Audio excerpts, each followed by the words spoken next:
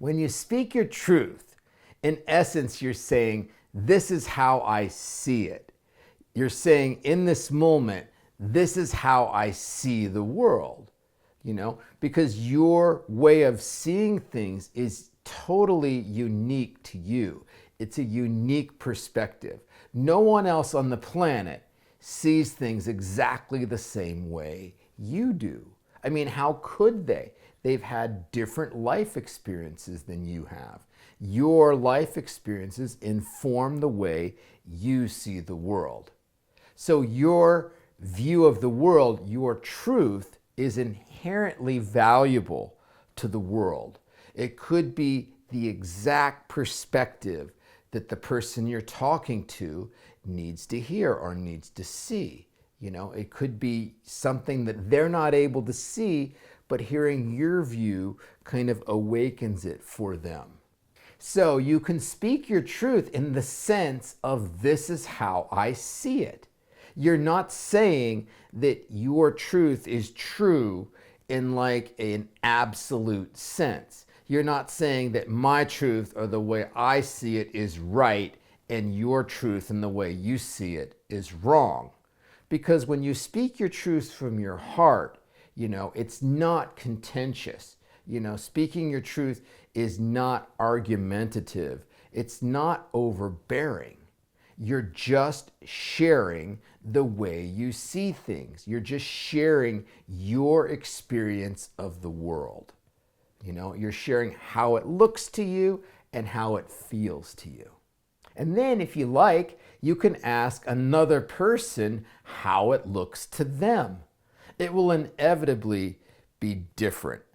But if you're doing it in this way, you're sharing from the heart, both views will be respected. Both views will be honored, because you don't need the other person to have the same truth as you do. You don't need them to see the world or see the experience the same way you do, because you're good with your experience. If you're feeling good and you trust your experience, why would you need another person to see it the same way? The world already has one person that sees it your way. It doesn't need another. And this way of sharing each other's truths is a real inroad to intimacy. I always saw intimacy as exposure and discovery. It's exposing the way I see the world, and it's discovering how he or she sees the world.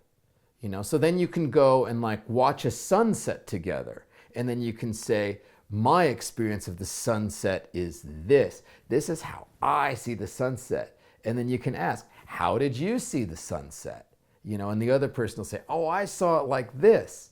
And of course, both of these views are correct. They don't invalidate each other. Even if they're different, or even if they contradict each other, they just add richness.